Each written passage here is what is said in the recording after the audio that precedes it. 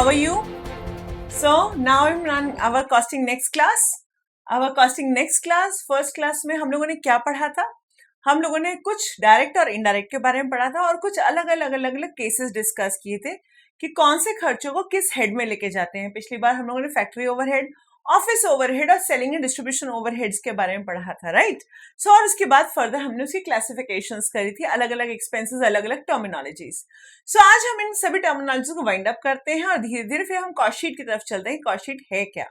So let's come up. Okay, so हमारे पास अभी पहले जो टर्मिनोलॉजीज चल रही थी उसी के कंटिन्यूएशन में चल रहे हैं. तो नेक्स्ट टर्मिनोलॉजी आ रही है dies and moulds.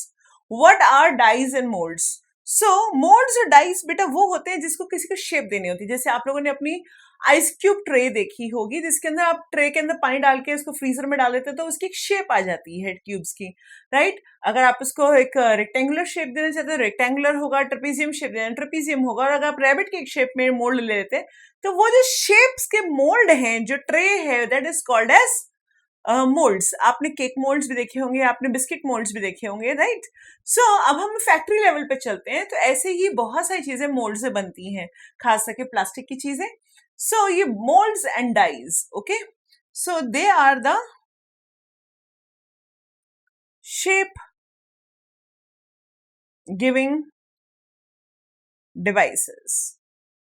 Okay, so they give shape to a particular product. It can be of metal or it can be of plastic. Usually plastic और metal और clay वगैरह की चीजें इस सब में बनती हैं, right? But ये जो molds होते हैं ये दो तरीके के होते हैं.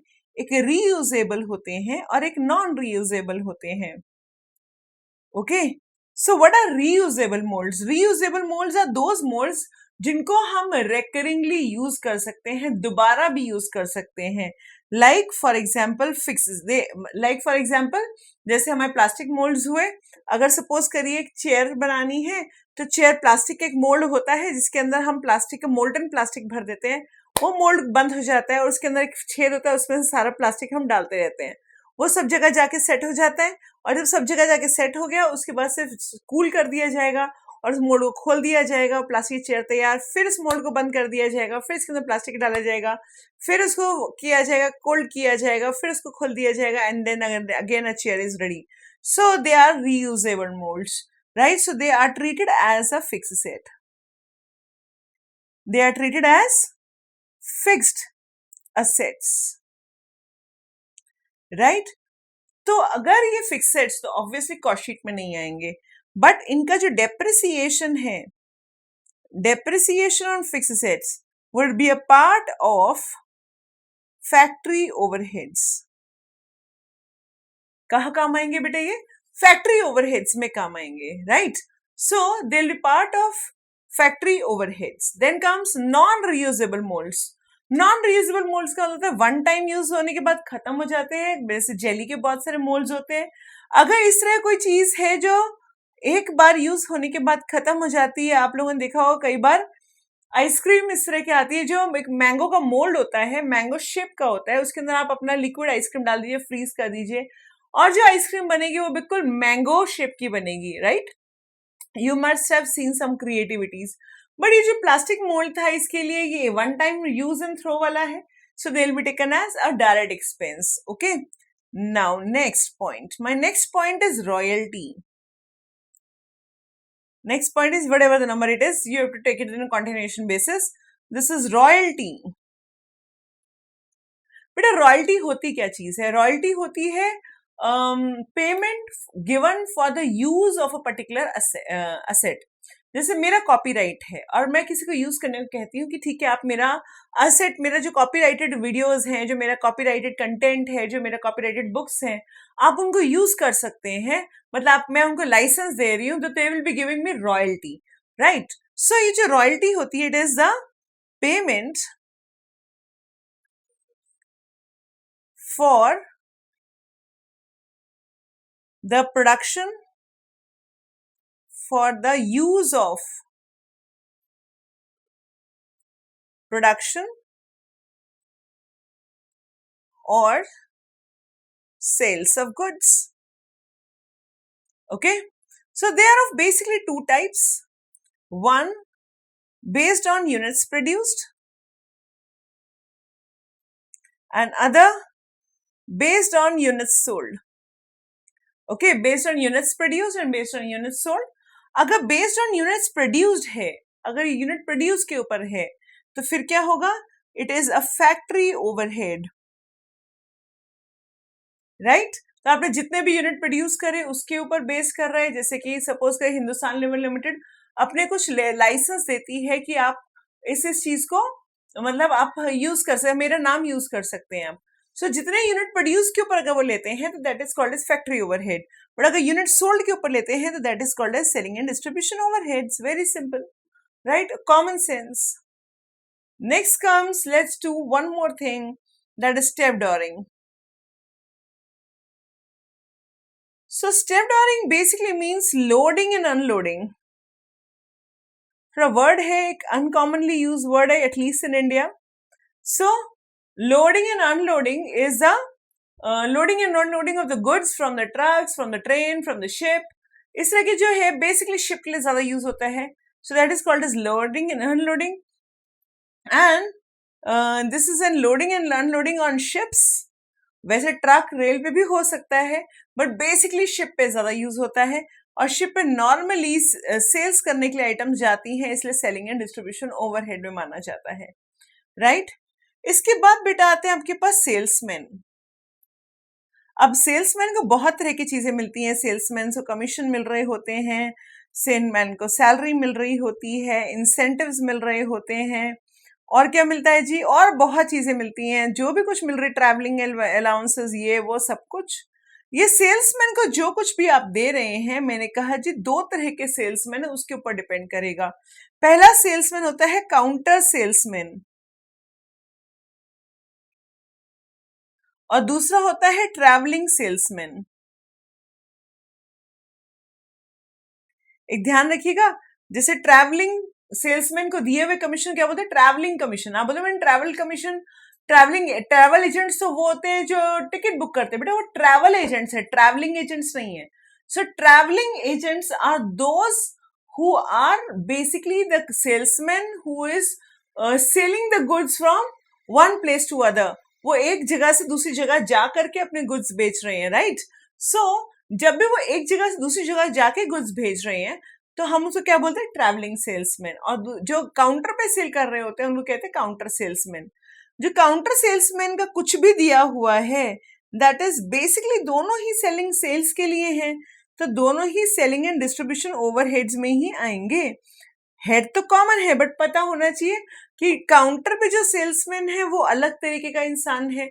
वो वहां पे काउंटर पे अच्छी बातें करता है, गुड्स दिखाता है, बार बार पैकिंग अनपैकिंग कर रहा है गुड्स की, राइट? भाई जो ट्रैवल एजेंट्स, ट्रैवलिंग कमीशन है या ट्रैवलिंग एजेंट्स हैं, ये वो लोग हैं जो हमारे लिए अलग अलग शॉप्स पे जाकर, अलग अलग जगह जाकर हमारे लिए ऑर्डर प्रोक्योर करते हैं, और वो हमारे लिए ऑर्डर प्रोक्योर करेंगे और हम उनको ऑर्डर डिलीवर करेंगे, right? This is called as salesman. Now next comes audit fees और बैंक चार्जेस और लीगल चार्जेस, राइट? क्या बेटा? ऑडिट फीस, बैंक चार्जेस या लीगल चार्जेस, ये सब कुछ, audit fees, legal charges, bank charge, जो कुछ भी है इस तरह की चीजें सारी की सारी, they will be taken as office and administration overheads. कहां लेते हैं बेटा इसको? ऑफिस एंड एडमिन ओवरहेड्स में लेते हैं. सो ऑल ऑडिट फीस और बैंक चार्जेस और लीगल चार्जेस एक्सेट्रा जो कुछ भी है, हमने कहाँ लेना है? ऑफिस एंड एडमिनिस्ट्रेशन ओवरहेड्स में लेना है, राइट? तो this is something related to office. Then comes research, then development या एक्सपेरिमेंटिंग या फिर estimating. Expenses, they are all taken as factory overheads. ये होते क्या है मैम? बेटा प्रोडक्ट की फिजिबिलिटी को रिसर्च करना, उसके लिए एक, जैसे आप सपोज करिए फोन बना रहे हैं, एक नई तरीके का फोन लॉन्च कर रहे हैं, जिसके अंदर आपके एन नंबर ऑफ और फैसिलिटीज आ रही हैं। अब वो जो भी कुछ आप रिसर्च कर रहे हैं कि हम ये भी डालना है वो भी डालना है, राइट, हमारे सारे इक्विपमेंट्स हमारे फोन से खुल जाए, फोन हमारा माइंड रीड कर पाए, फोन हमारी आईज रीड कर पाए, इस तरह का अगर फोन है, सो दैट इज, पहले हम R&D कर रहे हैं, उसके बाद हम प्रोडक्ट डेवलप करेंगे, फिर उसके ऊपर हम कई सारे एक्सपेरिमेंट्स भी हो रहे होते हैं, और उसके बाद एस्टिमेटिंग भी होता है, राइट। एस्टिमेटिंग मतलब हमारे सारे लेबर को कोई काम देना कि हाँ भाई ये काम करना है, उसको कितना टाइम लगेगा, and so on so forth. So ये सारा काम है बेसिकली फैक्ट्री से पहले का, ये फैक्ट्री का काम है, इसलिए हम इसको फैक्ट्री ओवरहेड में लेके जाते हैं। You understand this? Okay, next comes your some of the you can take the example of estimating tender। Estimating में एक और चीज आता लिखा जाता है टेंडर कॉस्ट। अगर टेंडर कॉस्ट है तो आपको पता है टेंडर इसलिए भरा जाता है, टेंडर से रिलेटेड कोई भी खर्चा सेलिंग एंड डिस्ट्रीब्यूशन में होगा। टेंडर हम इसलिए भरते हैं ताकि हमारे प्रोडक्ट ज्यादा बिके, हम ज्यादा लोगों को अपना दे सके माल, तो इसलिए हम लोग टेंडर भरते हैं। तो estimating tenders cost, that is also, this is a part of selling and distribution overheads. फिर आता है जी बैड डेट्स। बैड डेट देखो बेटा जी, जैसे जैसे सेल बढ़ेगा वैसे वैसे हमारे डेटर्स भी बढ़ते हैं, और जैसे जैसे डेटर बढ़ते हैं तो ना करते भी बैड डेट तो थोड़ा थोड़ा होता ही है। सो ये जो बैड डेट है ये सेल्स डिपेंडेंट है, इसलिए हम इसको सेलिंग एंड डिस्ट्रीब्यूशन ओवरहेड्स में लेते हैं। आप बोलिए मैम सेलिंग डिस्ट्रीब्यूशन ओवरहेड में तो ये तो एबनॉर्मल है। आंसर इज नहीं बेटा, एबनॉर्मल नहीं है। अगर आप बिजनेसमैन है या आप किसी को जानते हैं जो बिजनेसमैन हो तो वो पक्का बताएगा आपको कि छोटा मोटा एबनॉर्मल लॉस मतलब बैड डेट्स 0.5%, 1% के आसपास का जो बैड डेट्स है वो हर बिजनेस में कुछ ना कुछ एवरेज चलता रहता है, right. So these are the basically things that is to be taken care. आपको ये सारी चीजें आपको पता होनी चाहिए। अब इसके बाद मैं आपको before I start with the cost sheet मैं आपको कराना चाह रही हूँ PTR, पॉइंट टू रिमेंबर। तो एक पेज बनाएंगे पॉइंट टू रिमेंबर का, और हम लोग बहुत सारे पॉइंट्स करने जा रहे हैं जो कि हमें कॉस्टिंग में, पूरी कॉस्ट शीट में जहां यहां वहां काम आता ही रहेगा। पहला point, works means factory. Works means factory, work overhead, factory overhead, worker employees of the factory, work expenses, factory expenses, right? अब you understand works cost, factory cost. So works means factory. Number two मैं आपको दे रही हूं एक unit equation. जब भी किसी question में आपको यूनिट्स का काफी ज्यादा मेंशन हो तो do follow this unit equation. क्या कहता है जी कि ओपनिंग में जो फिनिश गुड्स थे प्लस जो यूनिट्स प्रोड्यूस थे it is equal two units sold plus closing finish goods.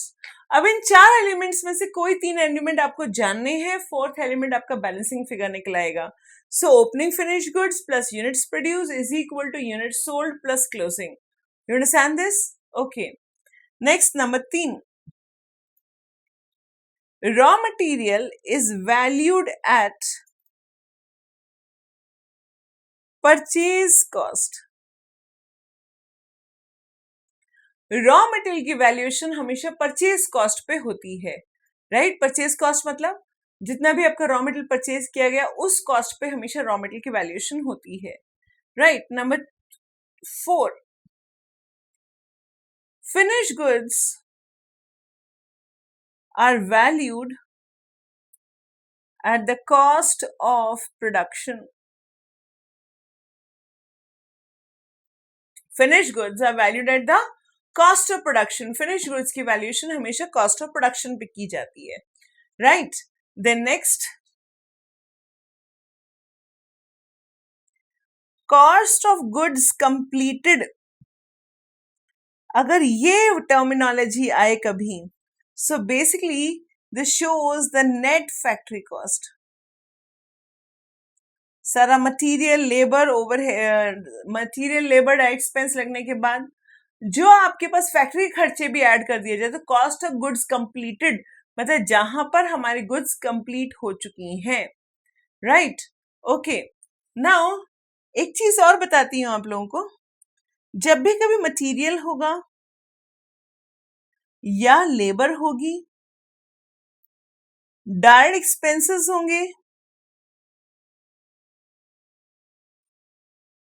Factory overheads होंगे,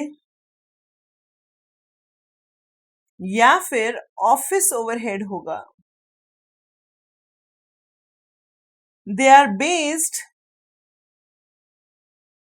on units produced. They are based on what, beta? They are based on units produced, right? While selling and distribution overheads are based on units sold. Okay? So material आ गया, labour आ गया, direct expense, factory overhead, office overhead, ये सब चीजें हमेशा unit produce पे base की जाएंगी। बट सिर्फ सेलिंग एंड डिस्ट्रीब्यूशन ओवरहेड ऐसा होगा जो यूनिट सोल्ड पे बेस होगा। सो कभी पर यूनिट बोला जाए, सपोज वो बोलते हैं मटेरियल इज 2 रुपए पर यूनिट, तो पर यूनिट क्या? पर unit produced. Factory overhead 5 per unit, 5 per unit produced. Office overhead is 3 per unit produced. Sale distribution overhead is 5 per unit produce नहीं, sold, right? So sale distribution overhead is 5 per unit sold. Okay okay ma'am, ये भी समझ में आ गया। Next comes, एक और terminology दे रही हूं। कोई बोले कॉस्ट ऑफ गुड्स प्रोसेस्ड, देखो क्या कहता है, cost of goods that are processed. वो यूनिट्स की कॉस्ट बताओ जिसकी प्रोसेसिंग हुई हो। The cost of goods that are processed, this is equal to opening work in progress, right? Opening work in progress plus gross factory cost.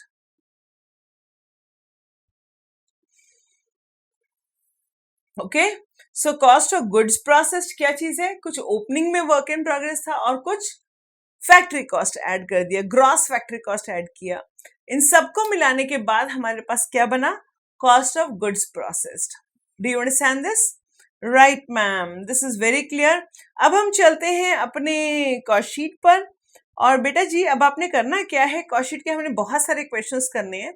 और cost sheet से question करने के लिए what you will be doing is, जैसे हम लोगों का ये पेपर कॉपी का पेज है, अब इस कॉपी के पेज पर मान लीजिए मैं कॉपी खोल लेती हूँ, राइट? सपोज करिए ये कॉपी का आपका पेज है। इस कॉपी के पेज पर आप यहाँ मेरे साथ कॉस्ट शीट ड्रॉ करेंगे। फिर उसके बाद यहाँ पे कॉलम्स बनेंगे आपके, राइट? और ये कॉलम्स किस लिए बन रहे हैं? Question number 1, question number 2, question number 3, इसलिए कि बार बार हमें कॉस्ट शीट ड्रॉ ना करनी पड़े। कॉस्ट शीट तो वैसे भी लर्न हो जाएगी, ऐसे कोई जरूरी नहीं कि आप बार बार ड्रॉ करेंगे तभी लर्न होगी। वो तभी हम बहुत सारे क्वेश्चंस करने जा रहे हैं। तो व्हाट यू विल डू, सिर्फ एक कॉस्ट शीट बना लीजिए, फिर यहाँ पे कॉलम कॉलम कॉलम कॉलम बनाएंगे, राइट? और जो भी उसके वर्किंग नोट्स होंगे वो हम इसके बैक पेज पे लिख जाएंगे। Working note to question number 1, working note to question number 2, working note to question number 3 and so on so forth. उससे क्या होगा, हमारी एक ही काम में, मतलब आई डोंट वांट कि आप बार बार अपनी क्लास टाइम वेस्ट करें, इसलिए हमने क्या किया, पहले एक पूरा फॉर्मेट देख रही हूँ और उसके बाद उसी के अंदर यूज करते रहेंगे। कुछ क्वेश्चंस जो अथॉरिटिपिकल होंगे वो हम फॉर्मेट में नहीं वैसे यूज करेंगे। Okay, so let's start with the format of the cost sheet. Are you with me? So ऐसे वाले पेज के यहाँ पे ड्रॉ करना है आपने, लेफ्ट हैंड साइड पेज के ऊपर, यहाँ पर एकदम एक्सट्रीम एंड में ड्रॉ करना है। So it is equal to opening raw material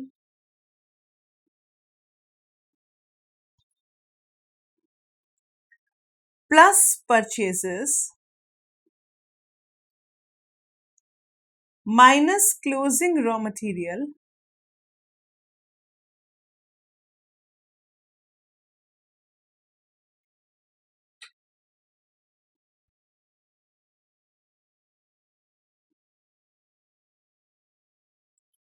is equal to raw material consumed. It is equal to raw material consumed. Okay, then you add direct wages and you add direct expenses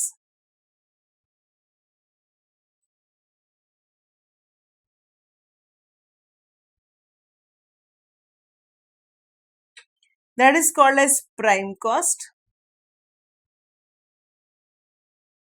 That is called as prime cost. Okay. Now to this prime cost you add factory overheads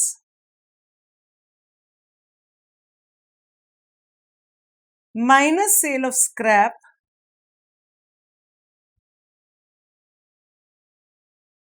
factory overheads minus sale of scrap. This is called as gross factory cost.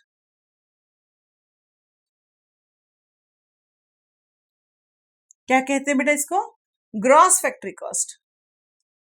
In this gross factory cost, you add opening work in progress. You subtract closing work in progress. देखो बेटा एक बात ध्यान से सुनना,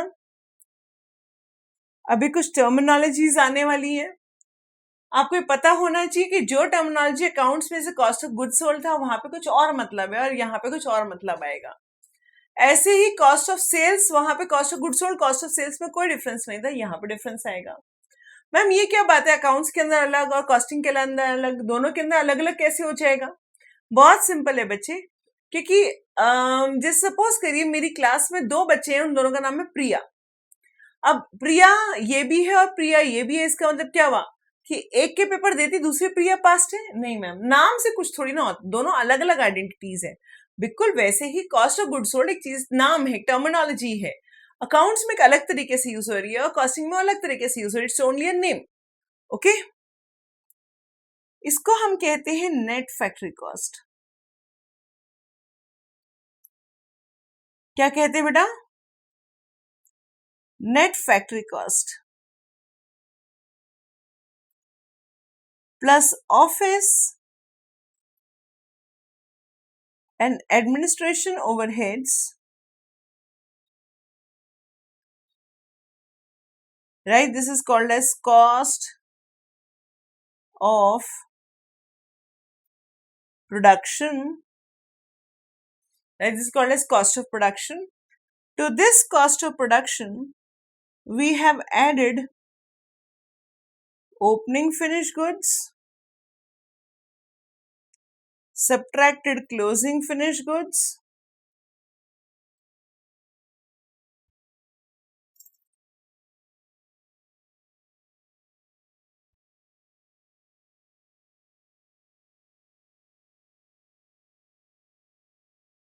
this is called as cost of goods sold plus selling and distribution overheads.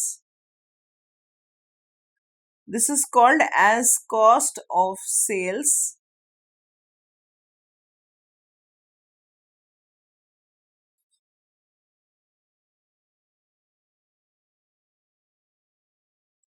plus profit is equal to sales. Right? So ये मेरा पूरा कॉस्ट शीट है. आई होप आपका ही बन गया होगा. रेडी है सभी का? है ना? रेडी है बेटा? ओके. सो अभी हम लोग ने इस कॉस्ट शीट के अंदर डालना सीखते हैं. क्या कर रहे हैं? So we starting with question number 1. अभी हम सिंपल सिंपल डाल रहे हैं जी.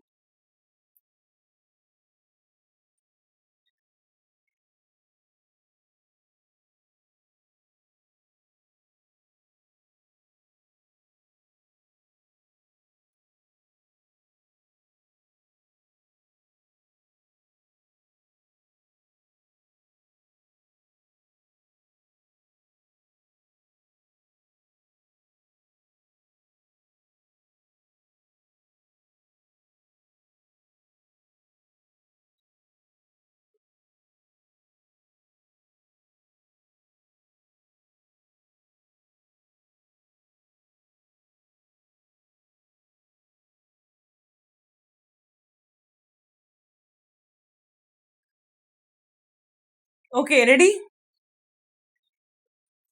नाउ सबसे पहले मुझे दिया हुआ रॉ मटेरियल परचेज्ड. सो आपने क्या करना है, लेफ्ट हैंड की फिंगर अपने क्वेश्चन पे रखनी है. We are starting with question number 1. First thing that is given is raw material purchases. This is 15,000.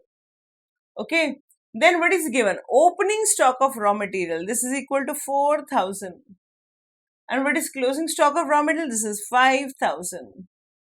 क्या करना है, हर नेगेटिव को साथ के साथ ब्रैकेट लगा दीजिए, तो बाद में जाके बहुत तंग करेंगे, हमसे नहीं हो पाएगा। हम लोग क्या करते हैं, हर जगह चलते जाते हैं, तो जो नेगेटिव चीजें हैं उनको आप साथ के साथ ब्रैकेट में डालिए। फिर next is direct labour cost, this is 9,000, right.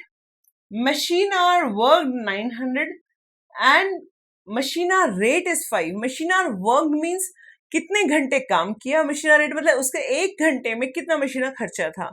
So what is my working note number 1? Working note number 1 आपने यहाँ नहीं बनाना, आपने कहाँ बनाना है, नीचे बनाना है अलग से पेज पर।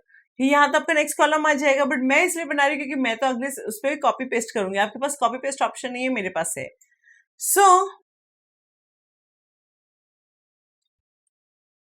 Number 1, what is factory overheads? Machine our worked is 900, 5 रुपए के हिसाब से दिस इज 4500। कितना बेटा, दिस इज 4500, तो factory overhead is 4500। Next is administrative overhead is 20% of work cost. Work overhead की वर्क कॉस्ट मतलब फैक्ट्री कॉस्ट। जब भी कुछ ना कहा जाए वर्क कॉस्ट के बारे में तो हमेशा नेट फैक्ट्री कॉस्ट लेते हैं। तो चलिए प्लस माइनस करना शुरू करते हैं। This is 14,000, right. This is अच्छा हाँ, यहाँ पे कैरेज इनवर्ड नजर आता है, 1,000 आपका डायरेक्ट एक्सपेंस में आ ही गया था। मेरा कैरेज इनवर्ड एक बार छूट गया था ऊपर पढ़ने में, right. This is 14 + 9 + 1, this is 24,000. No scrap sale, this is equal to no scrap sale, so it is equal to 28,500. Are you given work in progress? No ma'am, no work in progress.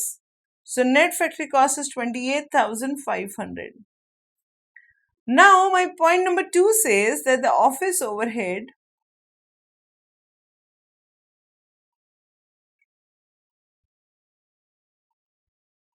is 20% of works cost, मतलब net factory cost. So 20% of 28,500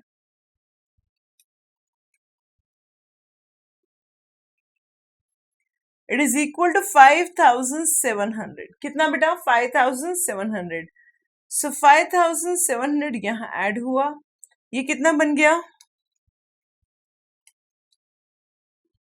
is equal to 34,200. Now, is there any opening stock and closing stock? Answer is yes, ma'am. There is opening stock and closing stock. हमें बताया गया था units produce, opening stock and units sold पता है। मैं अपनी accounting equation पे आ गई और मेरी अकाउंटिंग इक्वेशन क्या कहती है, बोलती है opening plus production is equal to sale plus closing. What is the opening stock? Opening stock is 2,000 units at the rate of 1.5. Then comes purchases. Then comes production. नहीं मालूम। Units sold मालूम है? Yes ma'am. 16,000 है, ये मालूम है। और closing कितना दे रखा है? नहीं मैम, ये नहीं दे रखा। प्रोडक्शन दे रखा 17,100। तो क्लोजिंग बैलेंसिंग फिगर निकलने वाला हमें 3 चीज चाहिए होती है, ओपनिंग स्टॉक दिया हुआ है, प्रोडक्शन दिया हुआ है, सेल दिया हुआ है। So what is my closing stock?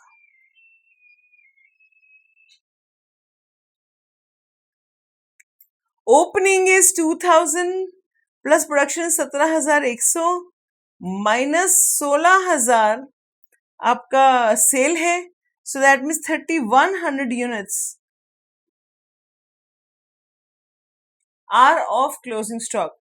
अब एक बात ध्यान रखना, आपने पीटीआर पढ़ा था, closing stock is always valued at cost of production. फिर से बोलिए, closing stock is always valued at cost of production. फिर से बोलिए, closing stock is valued at cost of production.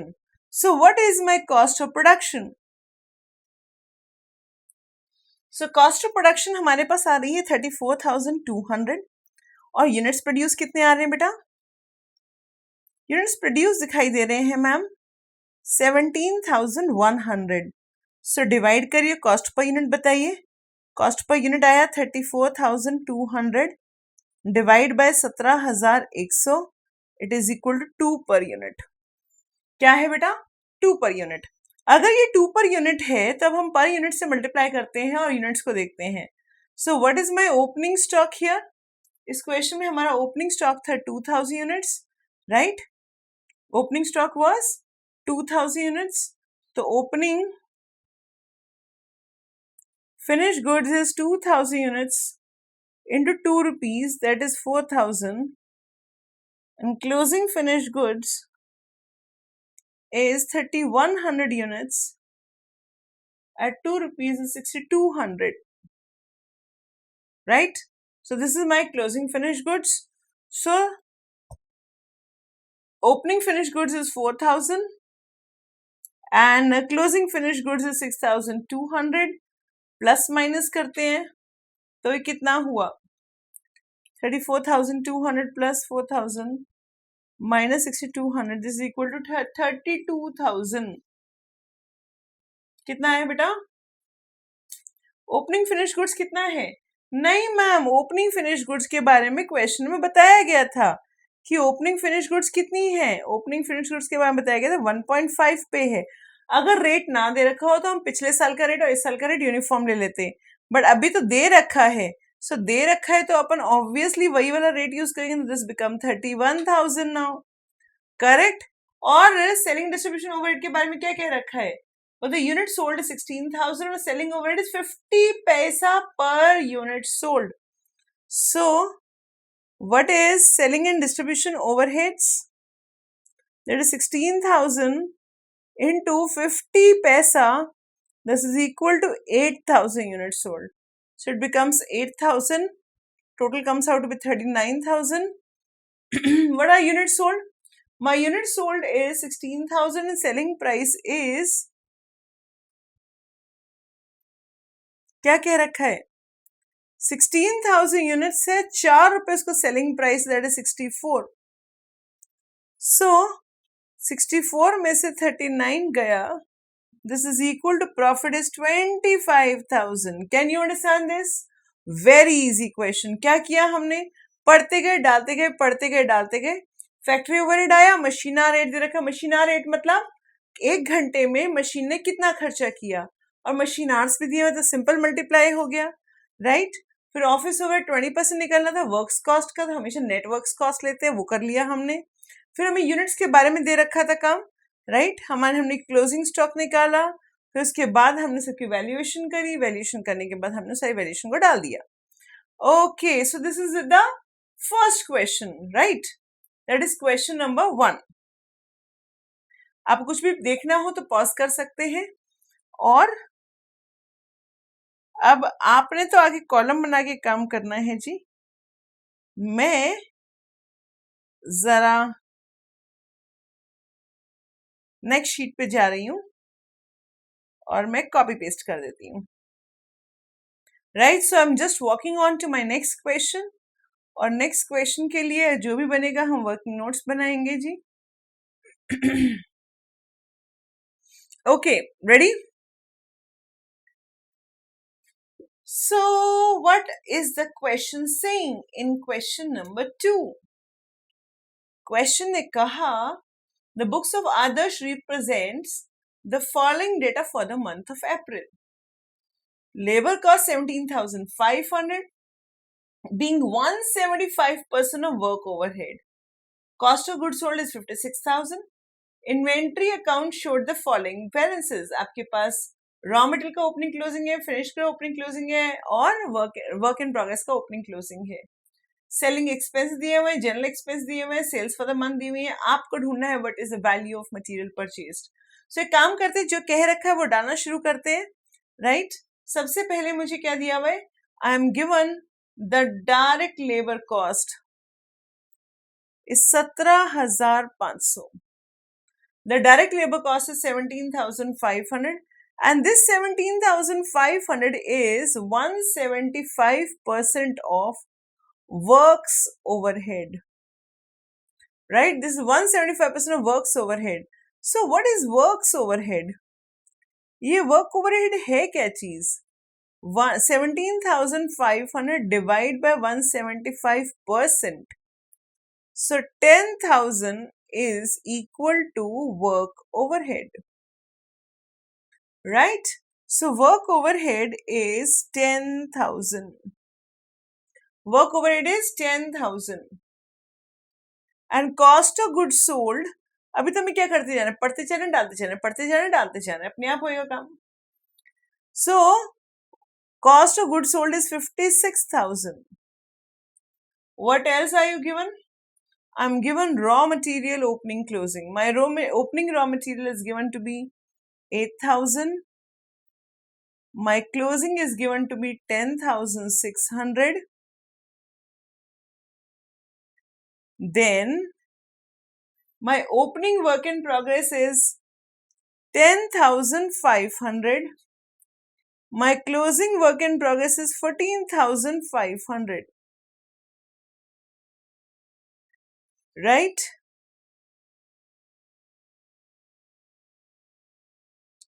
My opening finished good is 17,600. My closing finished good is 19,000. Then what are you given?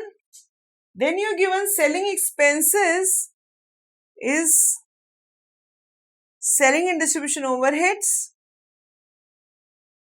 Right? What is general administration expenses? My general administration expenses are office overhead is 2,500. And what is the sales for the month? Sales for the month is 75,000. Clear? Okay. Now मैंने जितना दिया हुआ data सब डाल दिया.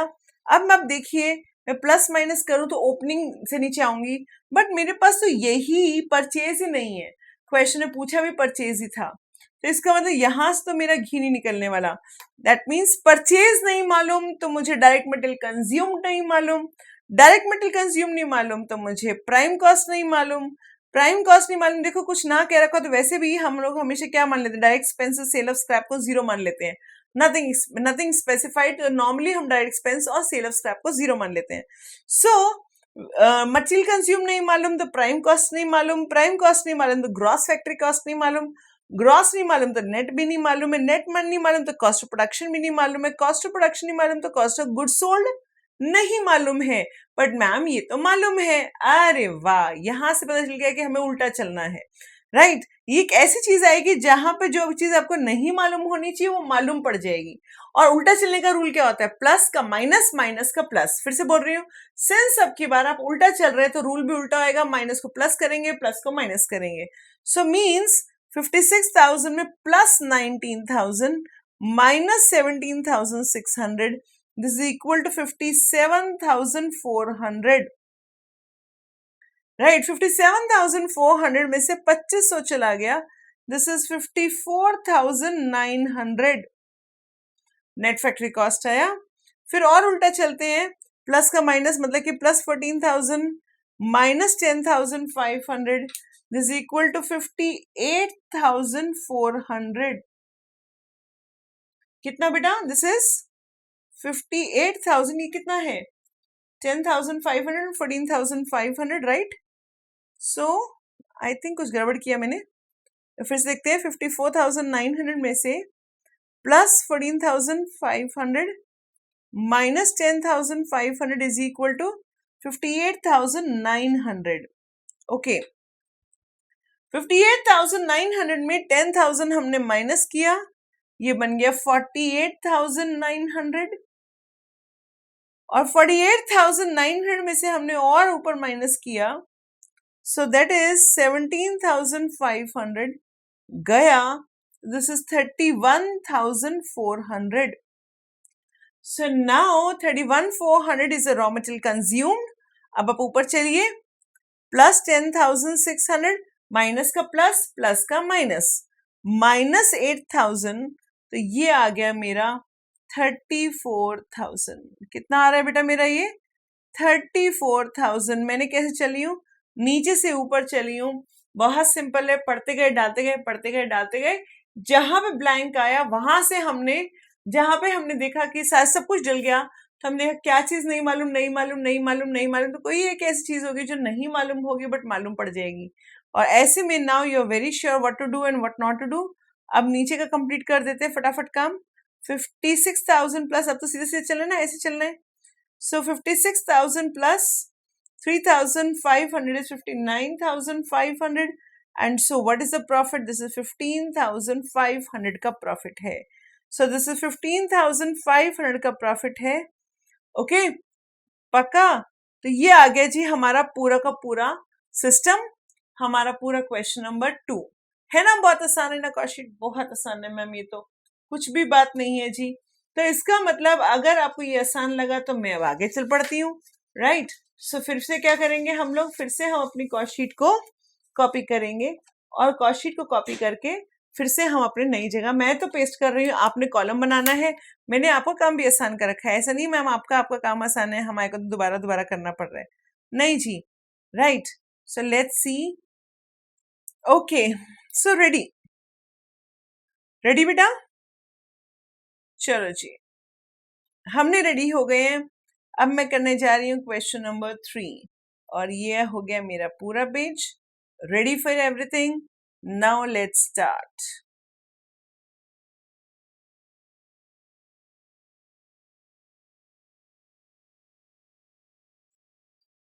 आपको column करना पड़ता है, मेरे को थोड़ा फिर भी दोबारा से काम करना पड़ता है. आपको तो बस एक कॉलम ही बनाना है, राइट. सो मैंने आपको काम तो ज्यादा आसान कर दिया है, तो मेरे पे तो पूरी कॉस्टशीट बनानी पड़ेगी, राइट मैम. तो आज जी क्वेश्चन नंबर 3 पे चलते हैं. क्या कहता है, यहाँ तो बहुत सारी आइटम्स नजर आ रही हैं. आपने देखा क्वेश्चन नंबर 3, आपने देखा बहुत सारी आइटम्स नजर आ रही है. तो मैंने यहाँ पर अनेक्शर बना लिया है, मतलब कि एड ऑन्स बना लिए हैं कि फैक्ट्री ओवरहेड क्या, राइट. और उसके अलावा 1, देन ऑफिस ओवरहेड क्या. जो ये चीजें जैसे जैसे आती जाएंगी वैसे वैसे हम डालते जाएंगे. And selling and distribution overheads में क्या आएगा.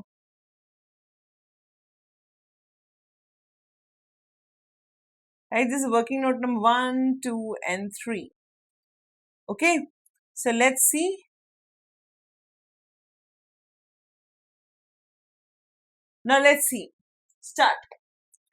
सबसे पहले दिया हुआ है opening stock of raw material and finish goods. So opening stock of raw material 1350. Opening finish goods ये रहा 2500. Closing raw material is 750.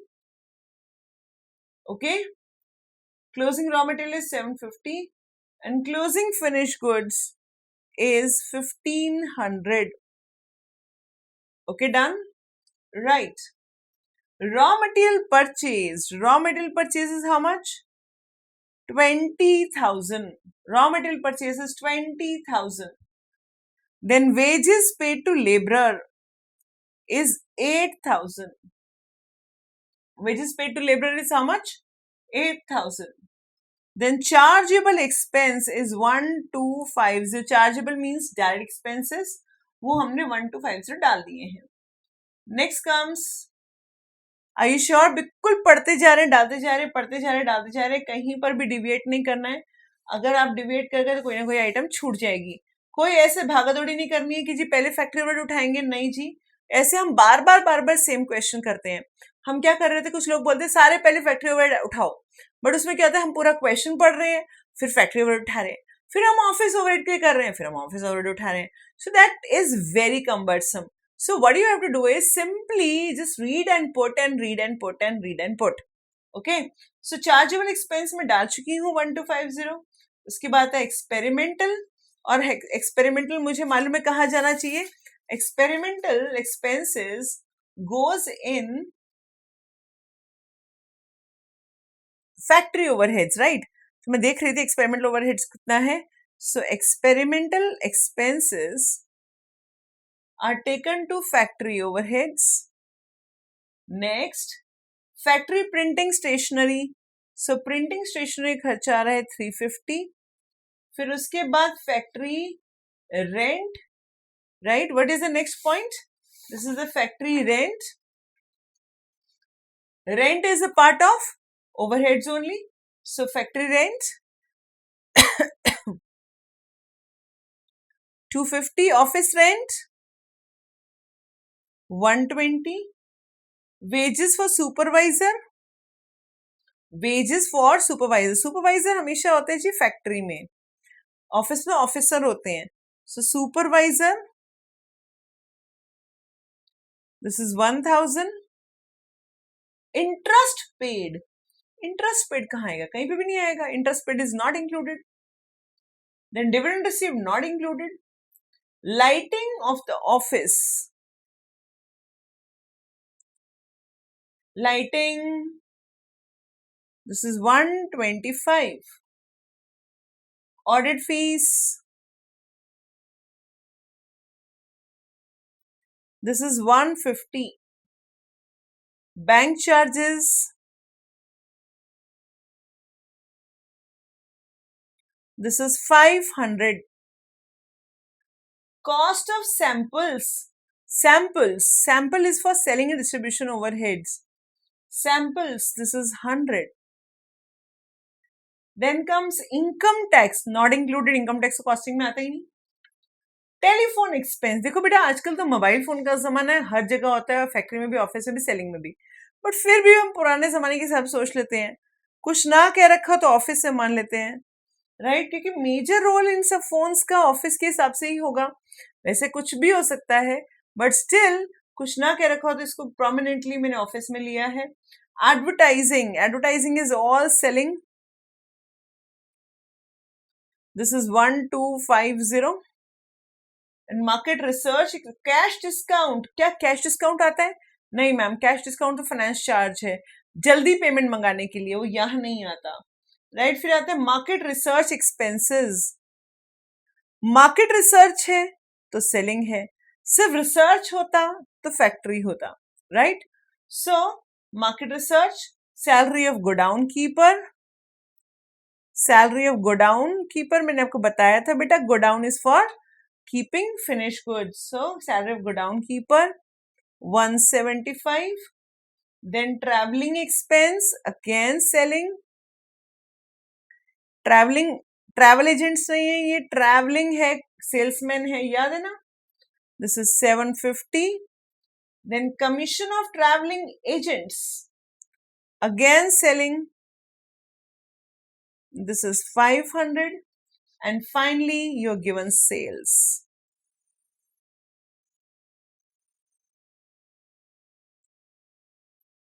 So मैंने अपने सारे एक्सपेंसेस को वन बाय वन डाल लिया.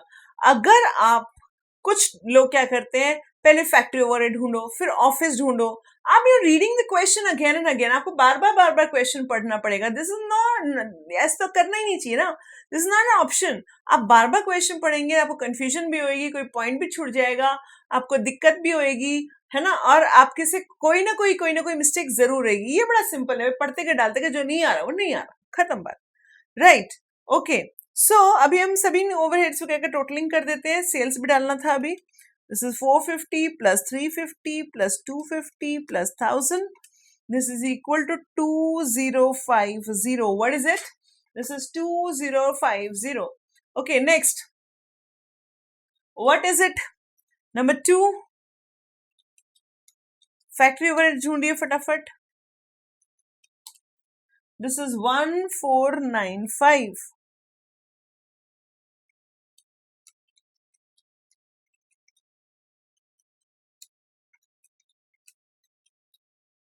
This is 3325. Okay, so let's come on and let's put all these things in our question. एक तो हमारी सेल डालनी रहती है. Sale was 50,000. Selling and distribution overhead was 3325. Right? इसके ऊपर ब्रैकेट में आप नंबर 3 भी लिख सकते हैं कि भाई हमने वर्किंग नोट बनाया है, आप देख चेक कर सकते हैं. This is number 2.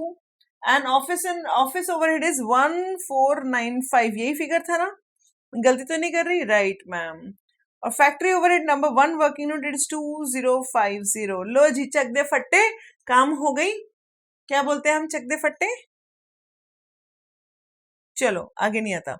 So 1350 plus 20,000 minus 750.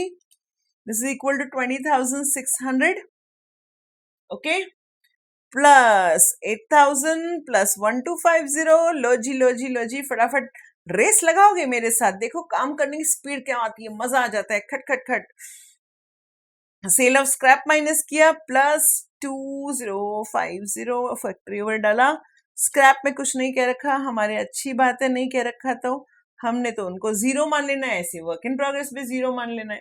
So this is 31,900 plus 1495 is 33395. Okay, then plus 1000 is equal to 34395 plus 3325 is 37720. And what's the profit? Logi, finally we are landing into the profit and this is 12280. Right? So हमारे पास ये हुआ जी सारा काम। हमारा सारा का सारा cost sheet तैयार है और हमने क्या किया, पढ़ते गए डालते गए, पढ़ते गए डालते गए, पढ़ते गए। इट्स सो इजी, पढ़ते गए डालते गए, पढ़ते गए डालते गए, और लो जी अपना पूरा हमारा प्रॉफिट भी तैयार है। Right, so this is our basics of a cost sheet. I hope you enjoyed the class today. आप लोगों ने अच्छे से समझ में आ गया होगा आपको। अब आज आपने होमवर्क करके लाना है, एक दो तो होमवर्क देंगे जी, है ना? तो होमवर्क तो करेंगे आप, एंड होमवर्क के साथ आपने क्या करना है, क्वेश्चन नंबर 22 करना है और क्वेश्चन नंबर 23 भी करिएगा और question number one more question, बस just one more question. Okay, एक और क्वेश्चन देना है मैंने आपको।